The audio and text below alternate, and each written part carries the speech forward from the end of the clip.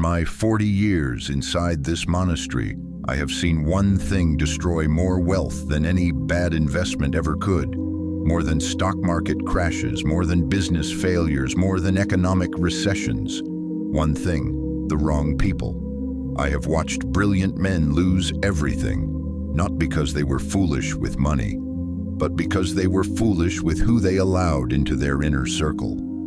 I have watched women of extraordinary talent remain poor their entire lives, not because opportunity never came, but because the people around them consumed every opportunity before it could take root.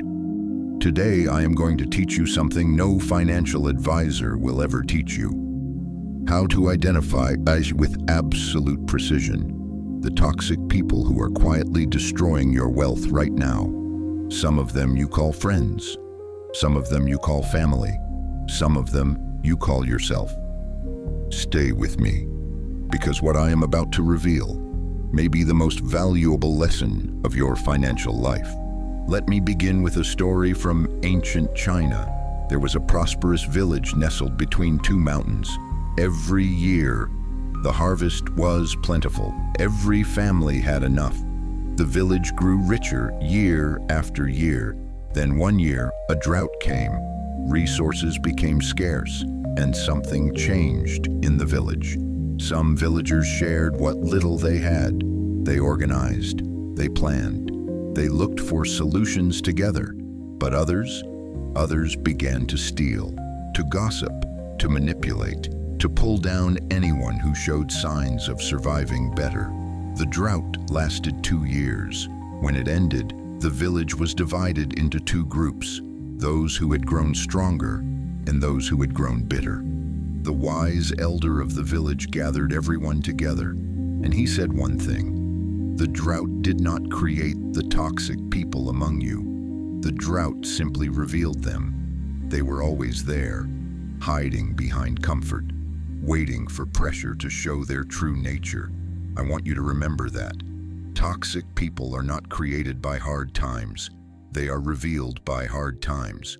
And the sooner you learn to identify them in good times, the safer your wealth will be when hard times inevitably arrive.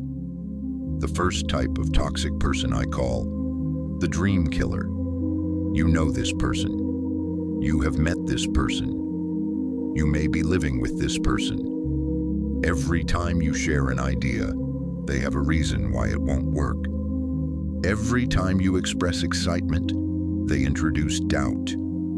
Every time you take a step forward, they remind you of every person who tried before you and failed. They disguise their poison as wisdom. They call it being realistic. They call it protecting you. They call it keeping you grounded. But here is what they are actually doing. They are protecting themselves.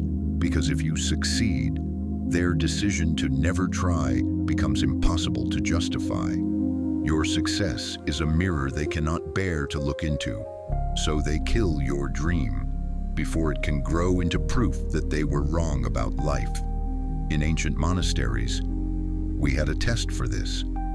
We would share a new idea with someone and observe carefully, not what they said, but when they said it. The wise person asks questions first. They try to understand before they judge. The toxic person responds with doubt within seconds, before they have even fully heard the idea, because their response was never about your idea. It was always about their fear. How to protect your wealth from dream killers. Stop sharing your financial goals with people who have never achieved anything financially. This sounds harsh. It is not harsh. It is mathematics. A person who has never built wealth cannot give you accurate directions to where they have never been. Share your dreams only with those who have walked the road you want to walk, or those who are walking it beside you. Everyone else gets silence. The second type of toxic person is more dangerous because they are harder to identify. I call them the energy vampire. They do not attack your dreams directly. They are too clever for that. Instead, they drain your energy, slowly, consistently, invisibly. Every conversation with them leaves you feeling exhausted. Every encounter pulls you into their drama, their crisis, their chaos.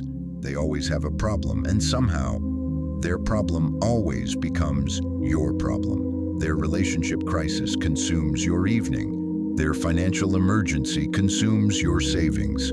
Their emotional chaos consumes your mental clarity. And mental clarity is the most valuable asset a wealthy person owns. In my monastery, we understood this. We called it Qi, life force, energy, and we protected it like treasure. Because here is the truth nobody in the modern world talks about. Building wealth requires enormous mental energy. It requires clear thinking, creative problem solving, strategic patience, emotional regulation. Every hour you spend inside someone else's emotional chaos is an hour stolen from your own financial progress. How do you identify an energy vampire? Ask yourself one question after every interaction. Do I feel more energized or more drained after spending time with this person? The answer will be immediate, and it will be honest. Your energy is your wealth engine.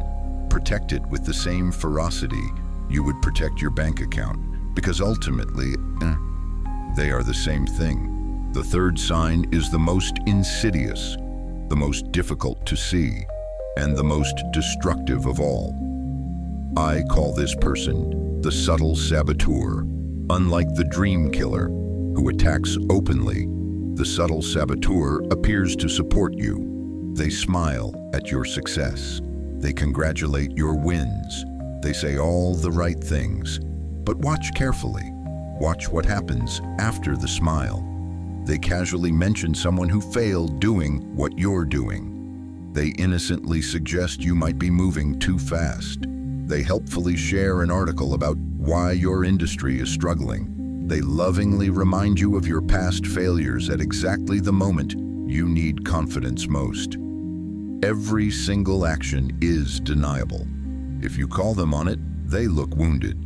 You are being paranoid, ungrateful. They were only trying to help. In ancient China, we called this person the smiling knife.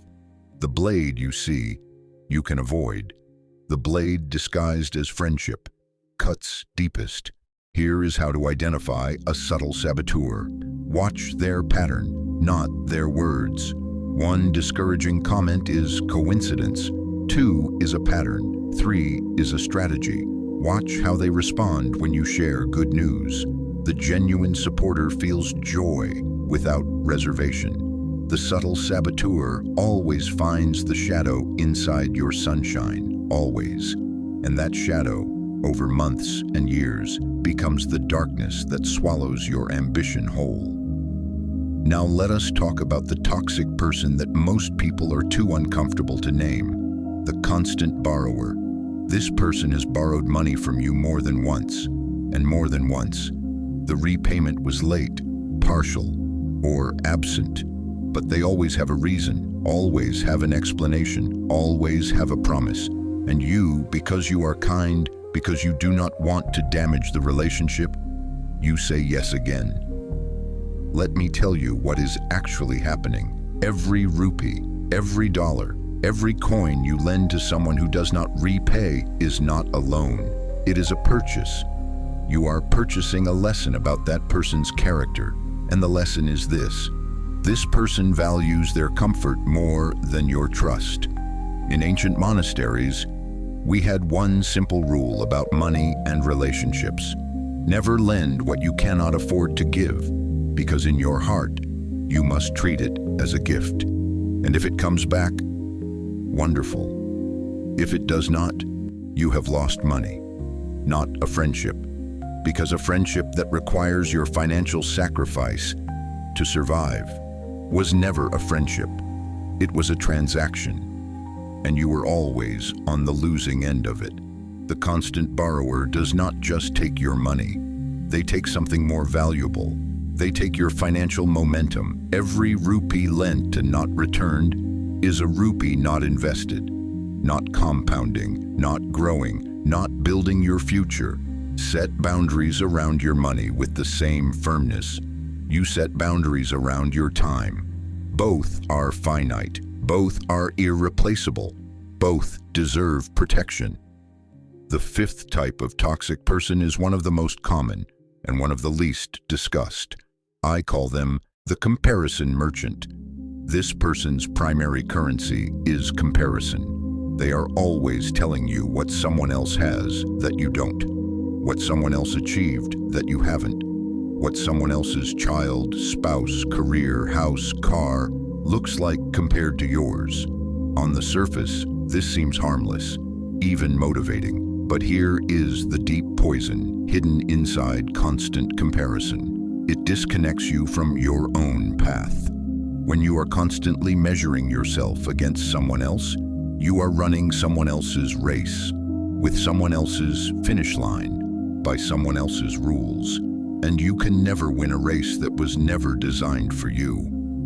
In my monastery, we had young monks who compared their progress constantly, who meditated longer, who learned faster, who was the master's favorite. I always told them the same thing.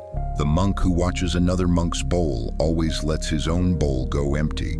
Your financial journey is yours alone. Your timeline is yours alone. Your definition of wealth is yours alone. The comparison merchant will make you spend money you don't have, to impress people who don't care, to feel better for one moment before the next comparison arrives. This is the engine of lifestyle inflation. This is the engine of consumer debt. This is the engine that keeps brilliant people financially empty their entire lives. Distance yourself from people who speak primarily in comparisons and replace that energy with one simple daily question. Am I better today than I was yesterday? That is the only comparison that will ever make you wealthy. The sixth toxic person is perhaps the saddest of all. I call them the misery lover. This is the person who is only comfortable when things are difficult, when there is drama, when there is crisis, when there is suffering. Strangely, when life improves for you, they become uncomfortable. When you share good news, they find reasons to worry.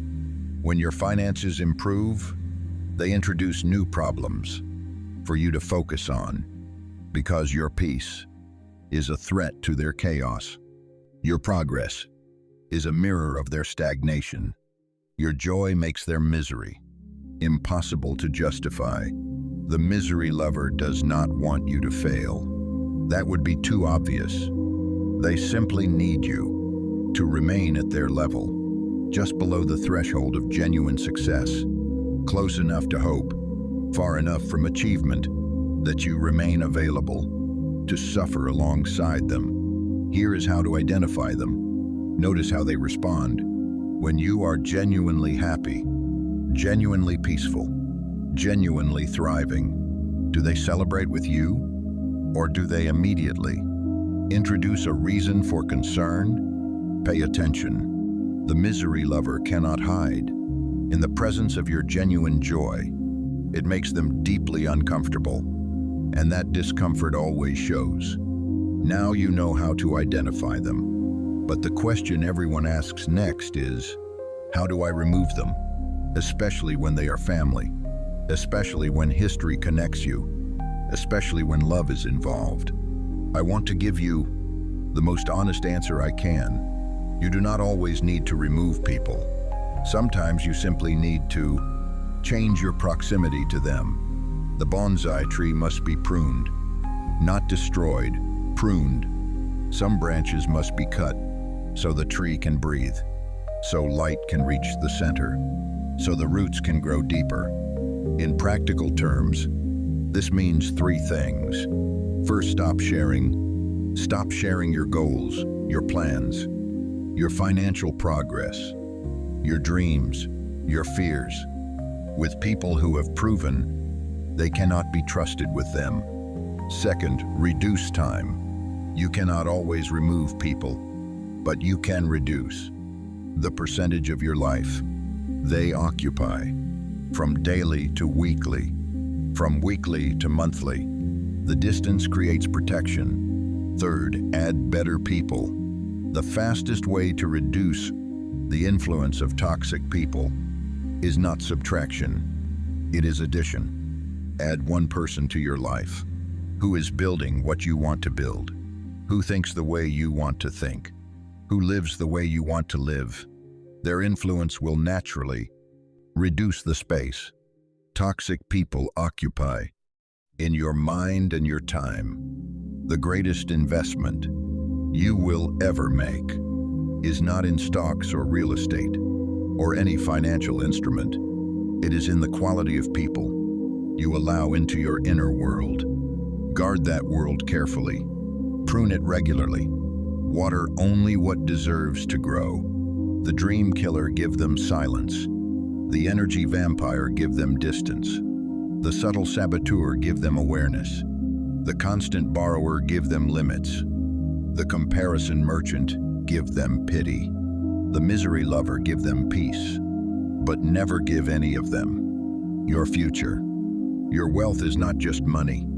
Your wealth is your time, your energy, your clarity, your peace, your potential. Protect all of it with the wisdom of an ancient monk and the courage of someone who finally understands that who you are surrounded by is who you become. Subscribe to the monk philosophy, ancient wisdom for the modern mind. Every single week, the monk has spoken.